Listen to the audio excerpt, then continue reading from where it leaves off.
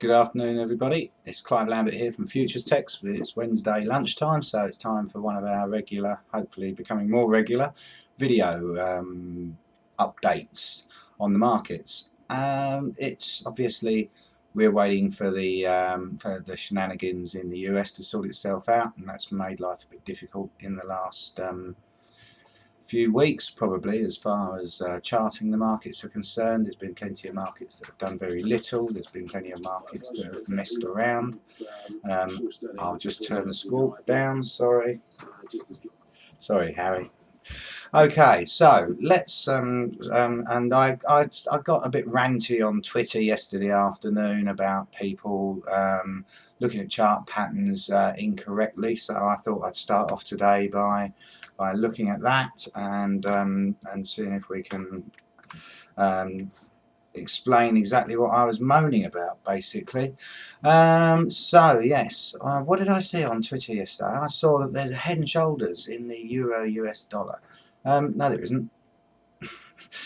Quite simply, there is not a head and shoulders in the Euro US dollar. There might be one forming, and here's what I guess the person who said that is talking about. There's a high there, a higher high there, and then we have come back down, and this is a lower high, which could be forming a right shoulder.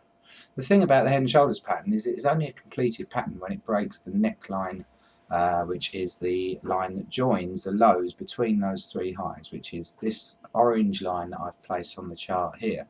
That's around 134.93 today, actually, that neckline. And when you get a closing breach of that, yes, you have a head and shoulders top. And at that point you can look at a measuring technique to say what's the height of the from the head to the neckline on that day, and take that from where it breaks, and that would give us a target around 133.24. But it's not been completed yet, and we do not have that pattern yet. So anyway, I've got a bit of a response for this Twitter rant, and one of the people who very kindly engaged with me on Twitter was Brenda Kelly at IG, who was saying, oh yeah, there's people talking about head and shoulders pattern in gold at the moment. So we had a bit of a to and fro and worked out that this is what they're talking about. There's a high there, and a higher high there, and a lower high here. So I guess we have a head and shoulders somewhere. Well, if it was this high, and this high, then the neckline would be here. So we would have got a sell signal on the 1st of October, which would have been negated on the 2nd of October. So there's no head and shoulders there, even if it was. A head and shoulders is a topping pattern in a rising market. Let's have a look at what this is actually doing. It's, this is off the lows from June. Okay, that is not an uptrend. And then we take the bigger picture context. I'll squeeze the chart up, and you can see that actually this is just a retracement in a falling market, in a clearly falling market.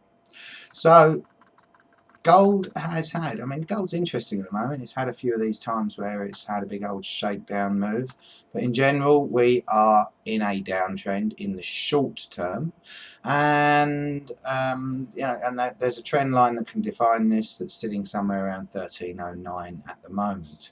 We actually shorted this, suggested shorting this to our clients at 1305 last week.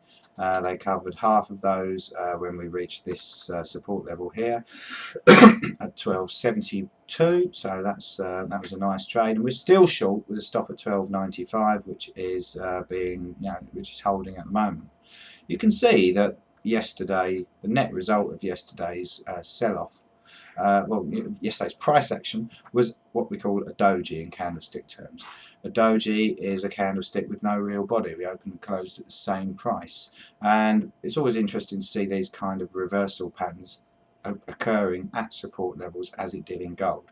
What's probably more interesting actually is what happened in silver, and here's our silver chart. No, I had a different chart for this. Let's see if yeah, okay, that's a bit cleaner. Here's the silver chart. Here's a gap from the 9th to the 12th of August at 2058. Here is the 1st of October low that bounced off of that gap support, and here's yesterday's low. Again, we reached that, we actually filled the gap yesterday and then rallied quite hard and posted what's known as a hammer in candlestick terms, a small real body and a long lower shadow. Again, that's a reversal pattern. Again, you can probably say that there's a downtrend line that needs to be seen off around 22 there. And I think there's a bigger picture line if we can try. And you know, there is something that we can put on the chart somewhere around like that, which is, again, that comes in at 23.50. So there's a lot to do yet before we could actually call a bottom in silver. Finally, yeah, we're going into, sorry, right, okay, I think somebody asked me if we could look at some currencies. I've already looked at Euro, US dollar. Cable has been one, which is British pound against US dollar. That's been one that's been interesting of late. We have seen a sell-off from the highs after a shooting star. Let's just bring that out. Okay, so there's your shooting star on the 1st of October. We've sold off since then. We broke this channel support line, and all we're doing at the moment is coming back and retesting and failing at that line. Up until this morning, we were failing at just on any moves above 160 as well. And we've got this Marubozu resistance at 160.19 that if we close back below there today, I would still be trying to play that one to the bear side. So, is there anything else to look at? One final thing I think might be worth highlighting is not this chart, but the wrong chart, is the S&P. Because obviously, you know, we're front and centre of what's going on at the moment. Ignore this one here, because that's today's price action. If you take, I wonder if I can just do the charts. Oh, no, that's not going to work, is it? This candlestick here, yesterday, opened above the previous day's close. We traded up to 1709.75, and then we sold off, and we closed at 1692. That close was below the Marubozu line of Monday's green candle, and that gives us something called a dark cloud cover formation. And so arguably the chart's saying, and this is what I said on our US reports earlier, the chart is saying that there may be some dark clouds on the horizon. Ha ha ha, pardon the pun. So yeah, we're in a couple of days window here. I mean, I think we've been in a 2-week, 3-week window anyway, where fundamentals can be more important than the charts, and I don't like saying that as a chartist, but it's just the way it is.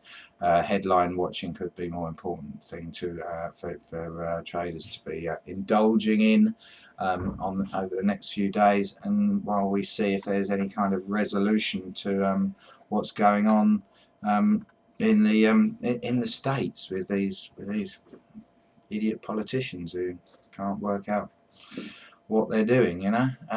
So anyway, I'll sign off by saying if you do want to follow me on Twitter, it's @FuturesTechs, and hopefully you'll find what we put on there to be useful, if not occasionally somewhat ranty, and hopefully occasionally amusing. I do try my best to not be too serious on something like Twitter. I think that you know, you have to get that right mix between offering some information.